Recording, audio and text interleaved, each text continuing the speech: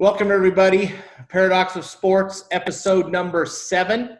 Jack is here. We have a very kind of a big deal. We got a big interview here coming up.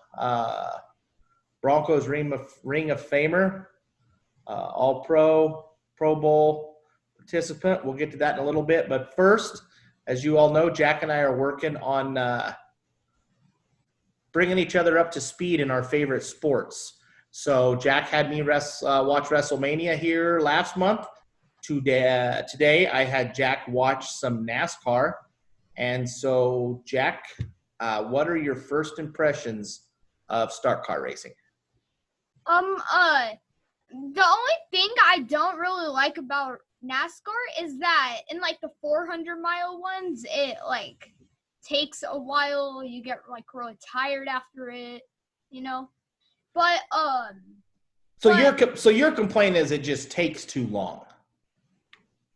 Yeah. Although they're really fast cars, it's still 400 miles. Gotcha. So the cars are going fast, but the time you feel like it's taking a little too long, and that's something that you'll typically see. That's stuff that people are gonna say when they first watch it. I think if it's something, if I can ever get you to a race and let you see kind of how things progress on how they're collecting data and working on the cars, it might change for you a little bit.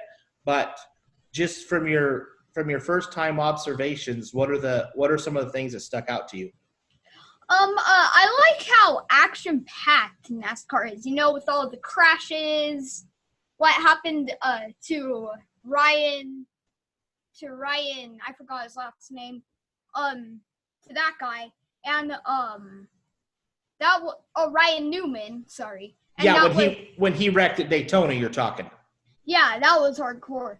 And also, like Talladega Nights, they have some serious crashes, and I like how action-packed it is. Yes. So, kind of explain, when you sat down today to watch it, did you watch the whole race, or did you get up and take breaks and come back, or kind of how was the whole viewing experience for you? I basically watched the whole NASCAR race, but when it was on commercials and they were on the one of the 10 cautions, I was just spending my time playing sports quizzes on the iPad. Gotcha. So you found stuff to do. You kind of found stuff to do in between the times where they had the competition cautions spaced out. Yeah. Okay, that's good. Now, did you come out of it today having a favorite driver? I think I am a fan of, say, Denny Hamlin and Chase Elliott. Those are my two favorites because I have watched some NASCAR before, but just not too many. I just have heard of Denny Hamlin and those people, and they've come to be my favorites. Gotcha.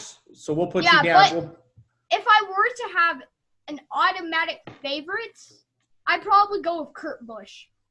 Okay, so you like Kurt Busch, the number 1 Monster Energy Chevrolet then. So that's your guy. Yeah. What did he ran third today? Is that where he finished? Third in the stage 3 and 6th in stage 2. My gotcha. Stage 1 isn't accurate because when Jimmy Johnson crashed, I kind of lost track. So. And that's what sucks. And that's one thing. Actually, when that happened, I got on the phone with your dad. We were talking, and the number one thing, and it's the same as when you go to the Bronco games, or it's the same as the WrestleMania when you see it live. Television doesn't capture the speed at which it's happening.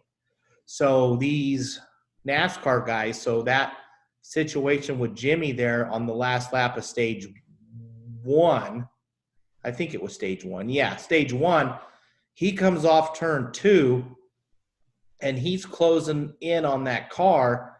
They're running probably 150 mile an hour, which, they're going the length of a football field, 1.2 seconds, something like that. And until you get your eyes on it, it's hard to imagine how fast they're going and how little time they have to react.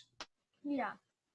So maybe if I go watch a NASCAR event in person, I'll probably feel better about how long it will go.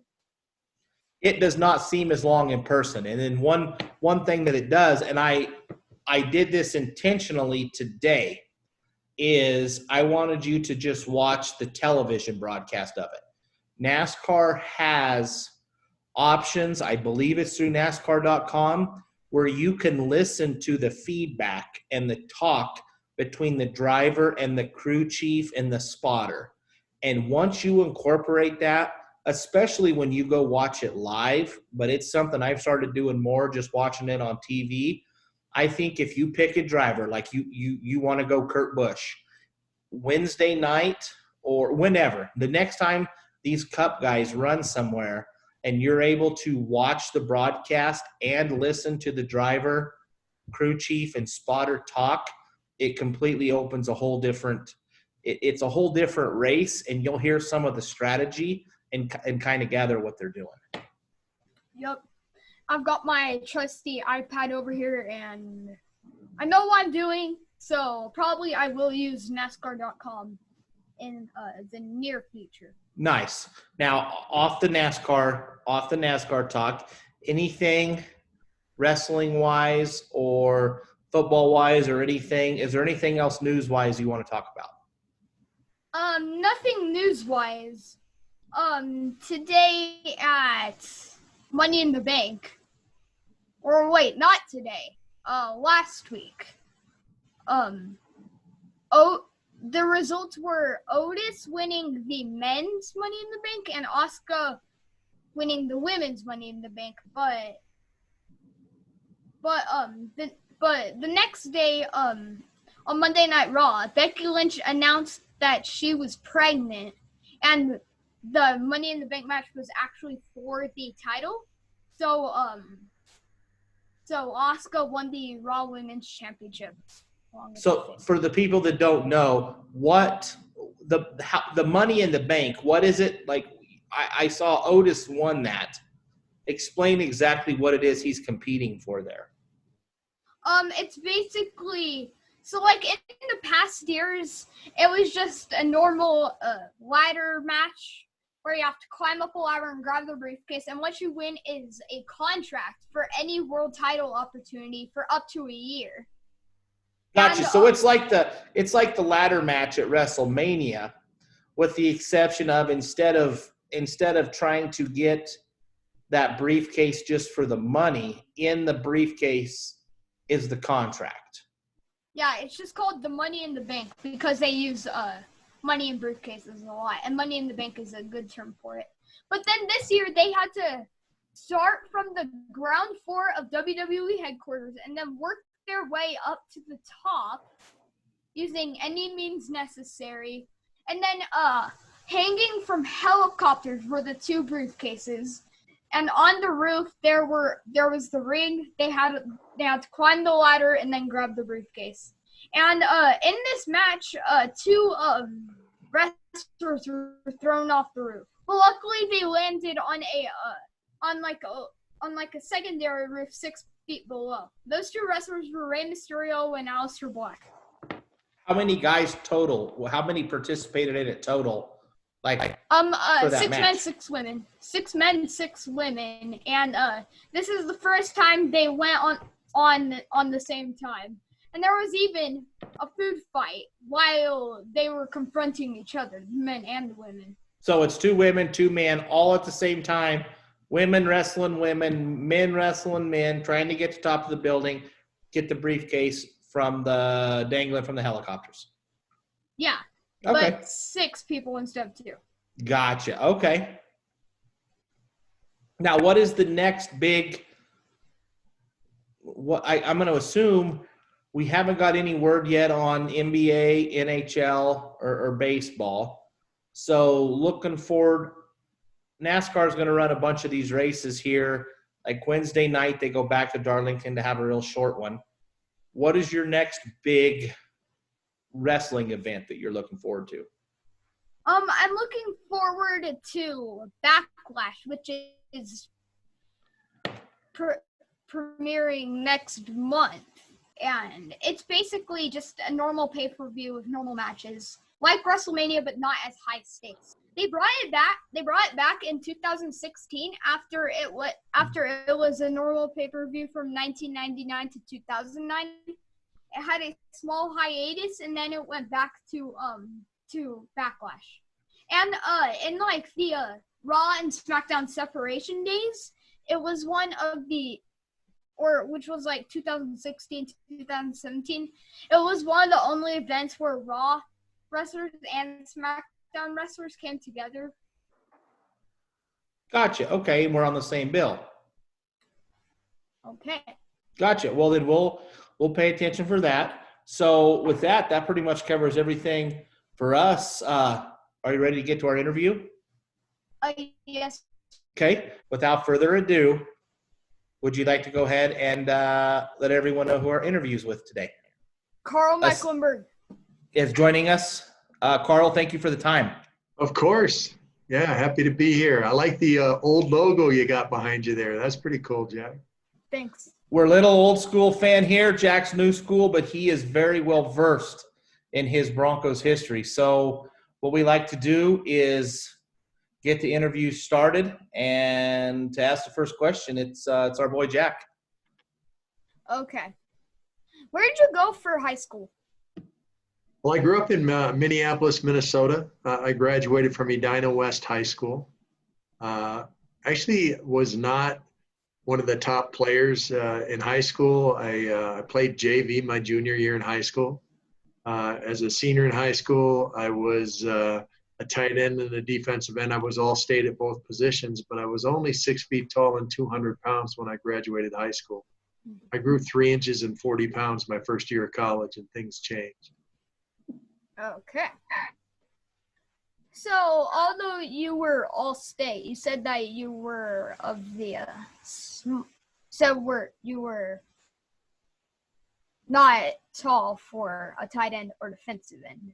Right. I went. I wasn't big enough to play major college football, so I went to Augustana College in Sioux Falls, South Dakota. It's a little Division II school. I went there on a 1/3 scholarship. Like I said, I grew 3 inches and 40 pounds my first year of college, and I got good. My second year there, I led the team in sacks. I played every down on defense. We had that debriefing session that every coach has at the end of the season where he calls you in and sits you down, asks you about what happened last year and what to expect next year. And I'm thinking, see, I was there on a 1/3 scholarship. That means they only pay 1/3 of your money for schooling, and I was there with the understanding if I played well and I participated, I'd get the full scholarship. So I'm there. I'm in that meeting thinking, oh, I'm gonna get the full scholarship now. I deserve that. Coach sat me down and said, Karl, we know your dad's a doctor. He can afford this school. We're gonna take away your scholarship and use it to bring someone else in. So even though I was one of the best players on the team, they took away my scholarship. So I left and I walked on at the University of Minnesota. Okay. And that's how I ended up a Gopher. Now, when you talk about growing up in Minnesota, I'm guessing growing up in Minnesota, I'm in Northeast Wyoming. We have a lot of folks here that have moved down from Minnesota and North Dakota. So was hockey ever in like? Oh yeah. Did you play hockey growing up? I did. Yeah, I did everything, Jack. I was a baseball player. I was a hockey player. I was obviously a football player. I was in Boy Scouts. I played in the band. I did whatever I could. Any sort of team thing, any sort of organizational thing I could get involved with, I got involved with. And football was just one of them. Actually, if you would have asked me when I was your age, Jack, what are you going to be when you grow up, I probably would have said a hockey player. I was goalie on the team. I was the biggest kid, so I could carry the pads home. So they made me goalie. But I was good. I was a good goalie. And actually, a lot of the skills that I learned as a hockey goalie, I used in football. That lateral motion of being able to skate, the strength in your hips and the ability to move side to side like that really helped when they switched me to linebacker. Understanding angles. When you're tackling players and you got to take the right angle, and understanding those angles was something I picked up as a kid in hockey. Okay. So, how many touchdowns and safeties did you have in college? College, wow. I don't think I had any. I was always a defensive player. I was a defensive tackle. Had a lot of sacks. In my first year at the University of Minnesota, I was ineligible. When you transfer between four-year schools, you're not eligible to play in games. So I was a practice player. But if I wanted to eat with the team, I had to sweep up the weight room or sweep up the locker room. Usually they put your jersey number on your laundry bag. The number on my laundry bag was number 114. As you know, there's no 114 in football, but that was me. But the next year, I led the Big Ten in sacks. There was no question about whether I belonged. I tied with a guy named Andre Tippett, who's a Hall of Fame player for New England. He was a linebacker for Iowa at the time. So I tied with him, and I was only playing half the downs. My senior year, we weren't a good team. We had just moved into the Metrodome. The Metrodome had terrible turf when they first opened it, lots of injuries, and we weren't a very deep team, so we didn't get that. We couldn't win. And when you're not winning, when you're not ahead, the other team doesn't pass, so I never got to rush the passer. I think we were 3-8 that year, and I didn't have very many sacks. So I ended up being the 12th round pick, the 310th pick of the NFL draft. Were you playing outdoors that year before? I was outdoors as a junior. As a senior, we were in the Metrodome. Okay. And they had just opened that thing up, and it was concrete. I broke my arch just running around on that turf. We had a bunch of guys hurt, and like I said, we weren't a very deep team. So how did the Big Ten when you were in college compare to the modern day Big Ten? Was there any different teams? There were. Maryland wasn't part of the Big Ten. Penn State wasn't part of the Big Ten. It used to be Big Ten because there was 10 teams. Now there's 14 or something. So it's changed. Everything changes in football. There's no question about that. Yeah. But they may need to change it to the Big 14. Right, exactly. The Big 12, except they already had that. I forget what. I think it's maybe 12 now. But anyway, I was prepared for the pros, a lot like Big Ten players are now. It's a running league. And it was then. They teach the line really well. Teams like Wisconsin and then Michigan and Minnesota now are getting lots and lots of guys drafted coming into the pros because it's not just wing the ball all over the place. They actually go in a huddle. They hand the ball off everyone. It's more like the pro game. And actually, one of the reasons the Broncos drafted me is because of a player I played against. Playing in the Big Ten, you play against good players. A guy named Chris Hinton was a guard for Northwestern. And in 1983, the Broncos drafted him first. He was their first-round pick. And instead of joining the Broncos, they ended up trading him to Baltimore, to Baltimore Colts for the rights for John Elway. So they had looked really hard at Chris Hinton, and I had played against Chris Hinton, and I had a really good game against him. I had a couple sacks and forced a fumble, and had that opportunity because I was there in the Big Ten and got to play against really good guys that teams were scouting. Yeah. Okay. So when is it? So you were drafted in the 12th round. Yes. What is it like being drafted in the 12th round when in modern day there are only 7 rounds? Now that's what I call late round steal. Yeah, seven rounds now. But yeah, I was asleep. It was the second day of the draft. My agent had told me that if I didn't get drafted, that there would be calls about free agency, and I was assuming this was a free agency call. But no, it was Jenny Ann, the Broncos secretary. It wasn't even a coach. It was the Broncos secretary calling me and telling me they were going to mail me an airline ticket, and I was going to come out to Denver and be a part of the Broncos. So I was the 310th pick. That's 20 guys away from Mr. Irrelevant. That's the last guy I picked.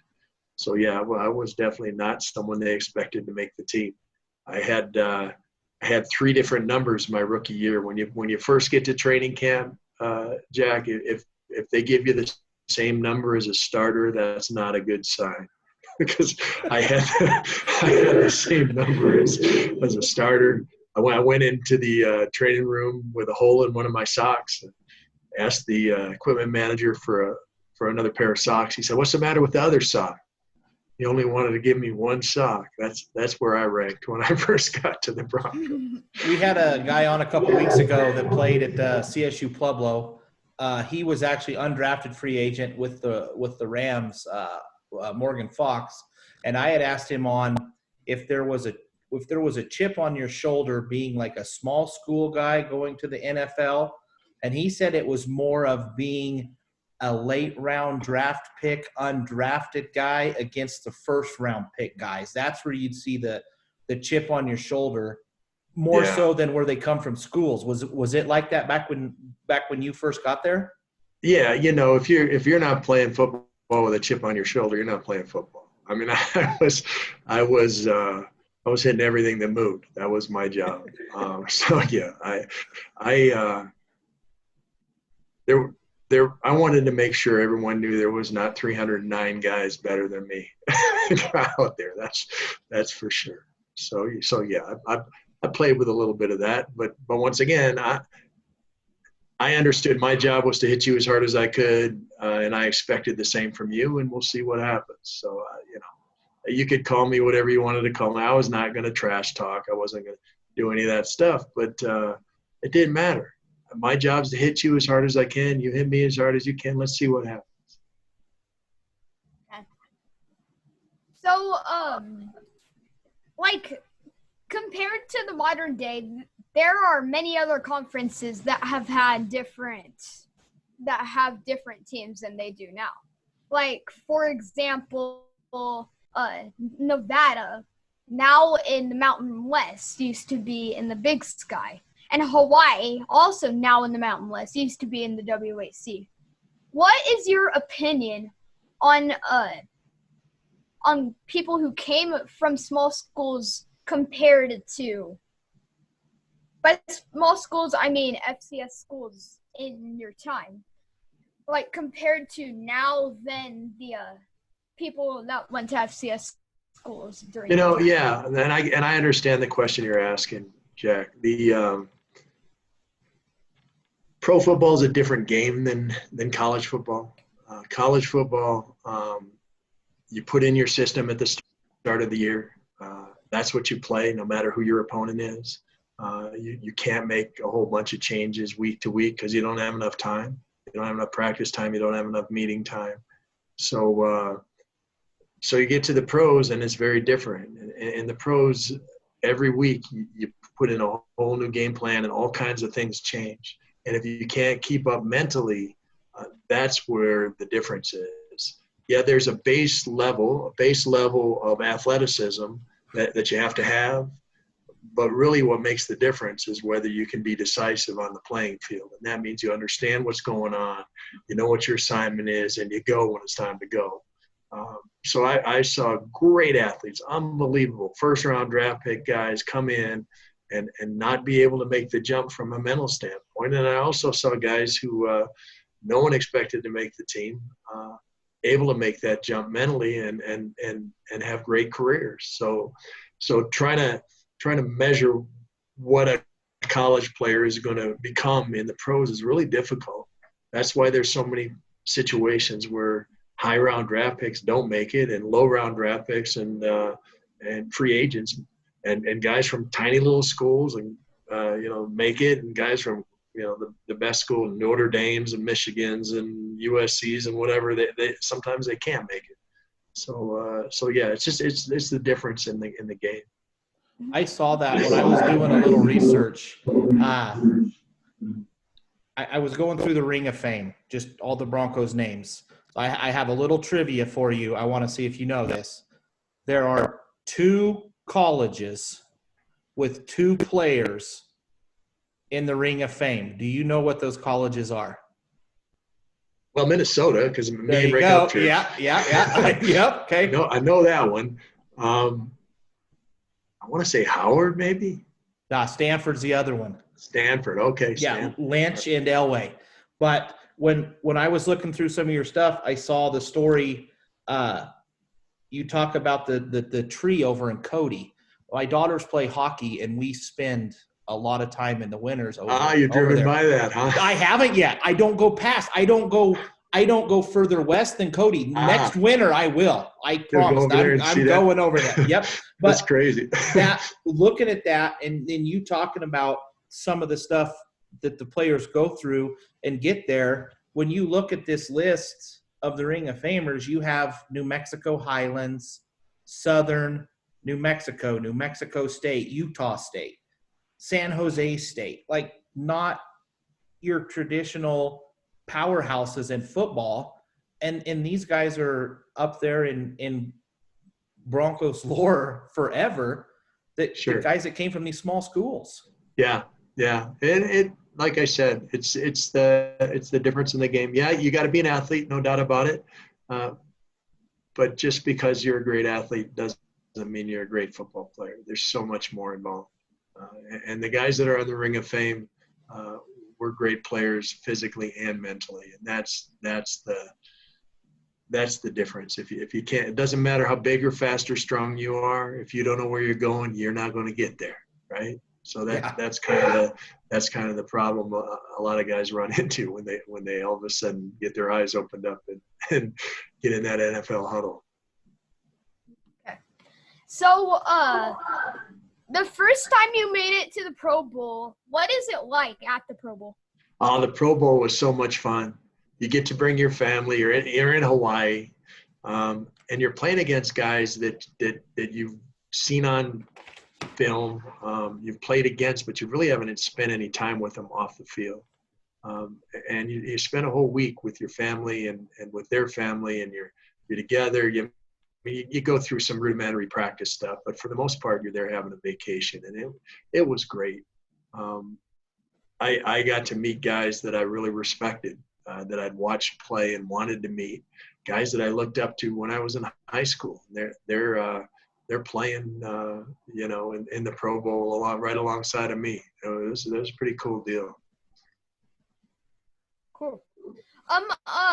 You had some nicknames during your time as a Bronco, such as the Snow Goose and Albino Rhino. Why were you called those names? You really don't want to know, but both of them were nicknames that were assigned to me by college teammates.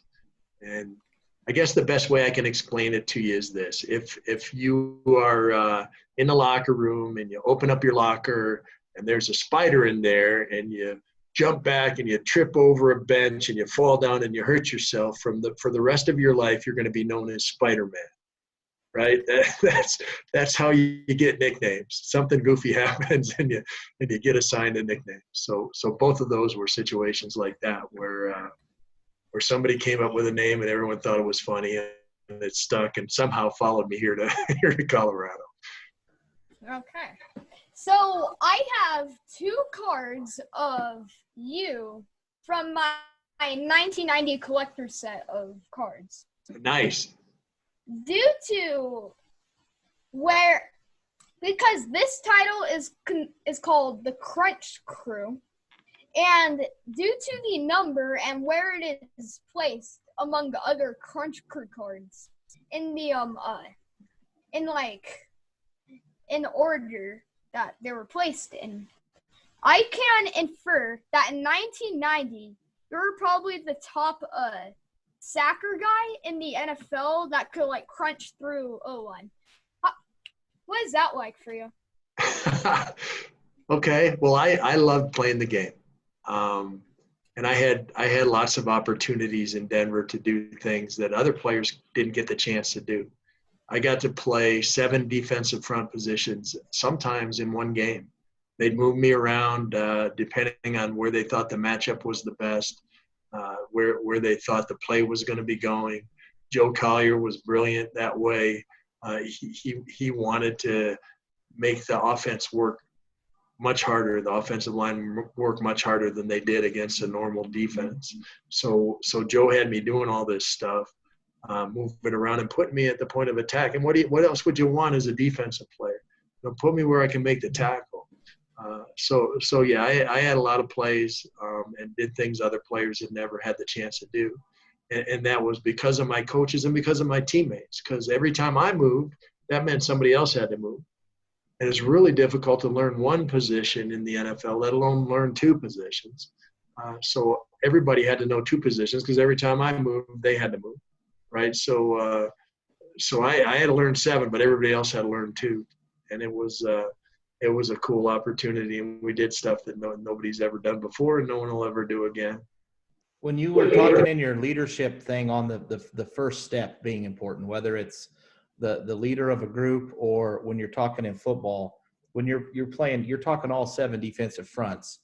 Now, from the football standpoint, you might be making that first step to beat somebody, but you have to know which direction to make that first step. So was that stuff where you had studied and were knowing? Was it instinct? Like what was it that was helping you?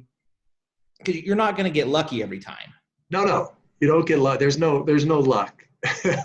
Yeah, you have to anticipate. The deal is there's science. There's depending on the formation, depending on the time of the game, depending on the team you're playing against, depending on the alignment. I mean, these are 300-pound men. You don't get to be a 300-pound man without being a little bit lazy. They're cheating. They're leaning one way. They're sitting back. I know. A little bit. They're doing stuff that gives away what the play is going to be, or at least the direction they're going. So I could tell most of the time before the ball was snapped, I knew if it was a run or a pass. I knew if it was a run at me. You can tell by who they're looking at. I mean, there's just all kinds of keys that you pick up. And so, no, I wasn't guessing. I had a very good idea of what was going to happen before the ball was snapped. And those keys, they don't change depending on where you're lined up. Alignment is alignment, whether he's leaning one way or the other. Run pass reads, down and distance, time of game reads. That's just no understanding football. So I did take the first step, and that's a great point. My ability to play in the NFL was based on decisiveness. If you can take the first step in the right direction before anybody else does, all the angles change in your favor. I was not fast enough to play in the NFL. I was a 4.9 40 guy. That's not fast enough to play linebacker, particularly in the NFL. But it didn't matter if I took the first step before somebody else did. If I ever had to run 40 yards, we were in huge trouble anyway, right? So it wasn't a 40-yard thing. It was a 2-yard thing. It was a first step thing for me. So I was decisive, and I was able to do that. Okay. So at the end of your career, you for like a total of like concussions you had many concussions and experienced some like brain problems after your career. So me and my little brother Vaughn, we play flag football, and we are wondering when is the right time to move up to play tackle football. Wow. Okay. Well, when I have young parents and kids ask me that very question, my response is always the same. If you're a kid like I was, who was going to run into things with his head anyway, you might as well have a helmet on and some supervision. The game has changed. They really treat a concussion completely differently. When I was playing, you come to the sidelines with a concussion, the trainer would say, how many fingers? And it's always 2. So I'd say 2 and I'd go back in. That was the concussion protocol. That was it. Now, there's a trainer or a doctor, and there's a whole protocol you go through to make sure you're okay before you come back. So in my mind, I started when I was 10, and I played until I was 34. So I played 25 years of football. And yeah, I had concussions, and for a while I had migraines, and I had other issues related to the concussions. But things are good. I'm a professional speaker now. I do about 40 keynote speeches a year all around the country. And I'm speaking for an hour. If I couldn't remember what I was supposed to say, it would not go well.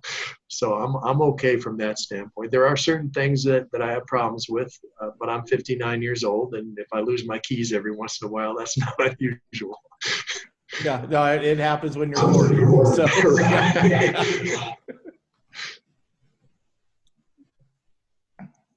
Okay, Jack, before we move away from the football too much, I had one question.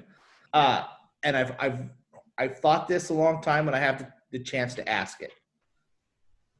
The new stadiums nowadays compared to the old ones. I for whatever reason, it was my dad's fault. I never went to a football game at Old Mile High, but I've heard stories about the difference in the sound between how noisy, because they talk about how loud Kansas City is now. And you've been on the field at the new Mile High versus the old Mile High. Is there something to what people say about the amount of noise that can be created between them old stadiums and the new ones? I don't know if the stadium is the issue. I think when they built the new stadium, they moved people all around on their seat. They weren't sitting next to the people they'd sat next to for years and years and years. They raised the prices so much that just your average guy who was there just to have to cheer the team on and be as loud as he possibly could was gone. And it's a little bit more the wine and cheese kind of crowd. And I mean, to me, I think that's the bigger difference. There's more people in the new stadium, but there's also more places to go. I mean, before the game was the show. Now there's all these, hallways and, games to play in the back and stuff going on that is outside of the game. We didn't even have cheerleaders for most of my career. So, it was just the game. You're going to be you were there to see the game. There wasn't to be, to be seen or be, in the club seats or what, it was just a bunch of guys out there and their families sit next to the people they sat next to and tailgating and doing the whole thing. So it has changed, but I don't know that it's necessarily the stadium. Okay. After your football career, what made you decide that you wanted to be a keynote speaker? Wow, that's a good question. The thing I missed most from football, Jack, was the adrenaline. You know what adrenaline is? It's the excitement you get before a game. Yeah, if you play sports, you understand that. It's the I'm up to bat now, or it's it's first down and we're covering the kickoff, or the game's just going to start. Yeah, that excitement, that adrenaline, I miss that, and I get that when I speak. I get up in front of a group of 1,000 people or 500 people and try to remember what I meant to say, and man, that adrenaline's right back. So that was a big part of it.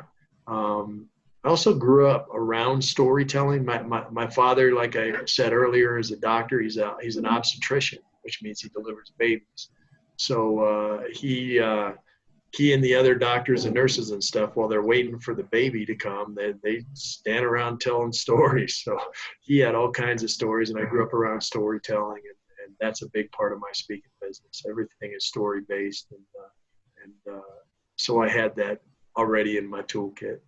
So it was, you could have went on forever just as Karl Mecklenburg. Here I am, 77. I'll come talk.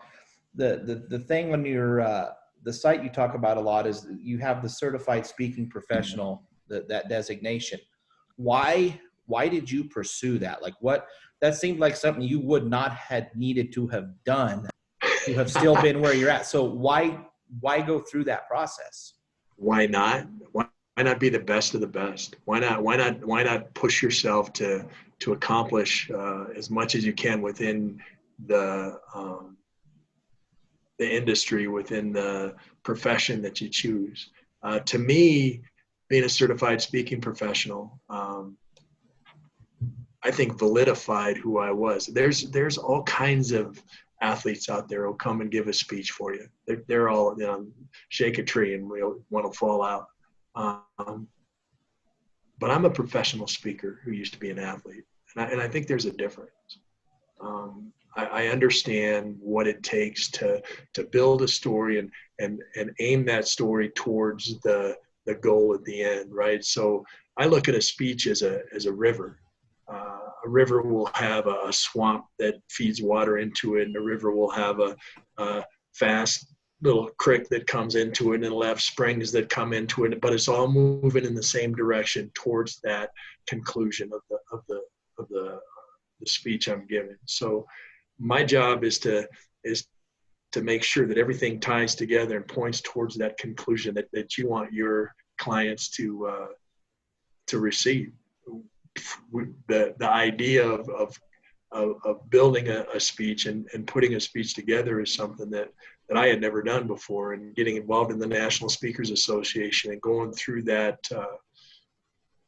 challenge of earning my certified speaking professional designation was something that really helped me in my professional career as a professional speaker. So yeah, I'm still going to conferences, and I'm still watching YouTube and doing whatever I possibly can to get a little bit better every day. Okay, my last question from me, and then I'll let Jack ask the last one. But my last one for me, you talk a lot about leadership and how leaders operate and how they work within their groups. You've seen, Twitter was the first I saw that said they're not going to let some of their employees come back. You're going to see offices change, office environments change. So if there's going to be more employees at home, how do you see leadership and leaders' roles working if there's not going to be as much direct face-to-face communication, or do you see it changing? Ultimately, I guess the technology to keep things going will change, but no, not the people are people. To me, there are 5 letter C's in leadership. There's commitment and clarity to the cornerstones of the organization. That's the purpose. For us, under Pat Bowlen, it was winning championships and serving the community. There's connection to your team, and that's what's going to suffer when people aren't in the office together all the time. So leaders are going to have to make the effort to connect with their team so they can understand what the strengths and weaknesses are of the individuals on the team. Use the strengths of the individual to help the team, use the strengths of the team to cover for the weaknesses of the individual. And then it's commitment to the team passion, the team mission. And that's more day to day. It's not that winning championships and serving the community kind of overriding goals. It's more day to day. If you ask Pat Bowlen what our record was going to be at the start of the year, what would he say, Kevin? He'd always say 16. 16-0, baby. 16-0. And if we'd ever lost a game, it was going to be 15-1. And it better not be to the Raiders. Right. So that's the commitment, the commitment to the team passion, the team mission. That our mission was to win each game, to prepare and do whatever we possibly could to win that next game. So that's more of an immediate thing. So those are the clarity and consistency of each of those 3 things of cornerstones, of commitment, and of connection are what I see leadership as. And those things will happen. Great teams will always have leaders. And the other thing is leadership has to be across the whole team. So yeah, there's somebody in a house in Lander and he's on your team and he's there on his computer, but still he's got to be a leader for himself. He's got to have those things inside of him and say, okay, this is what's important. The team passion, the team mission, not my own stuff. So it'll sort some people out, but that's not necessarily a bad thing. All right, Jack, you got a good one to end on here? Okay. Who is your favorite quarterback that you sacked? My favorite quarterback to sack was Dan Marino. When you sack Dan Marino, not only do you get the pleasure of sacking Dan Marino, But then he gets up and he yells and cusses and screams at the offensive lineman you just beat. So he was my favorite guy. I don't know why they blocked for him, because he was so mean to him. If you ever beat him, I love second Dan. Awesome, man. Well, we appreciate you taking a little time to sit and visit with us tonight. As I got into your videos and stuff today, there was a couple. One you did to CDOT, and then reading some of your stuff on your site. It's I'm gonna get the books and the stuff and read it, because you have leadership. You have that figured out. So I think it's really cool what you're doing. Well, I appreciate that. I was just writing an article before I got on. That's why I was a little bit late. I kind of got lost and was like, oh crap, it's late. I was writing an article about the transition between Edgar Kaiser and Pat Bowlen and their leadership differences. And it was night and day. I mean, Pat was, like I said, it was about serving the community and winning championships. Edgar Kaiser's cornerstone was, let's make Edgar money. That was it. and the difference in the attitudes and the people on the team is just night and day because of that one shift. Awesome. Well, man, we appreciate the time. My pleasure. Thanks. Nice to talk to you, Jack. Thank you. Nice to All talk right. to you too.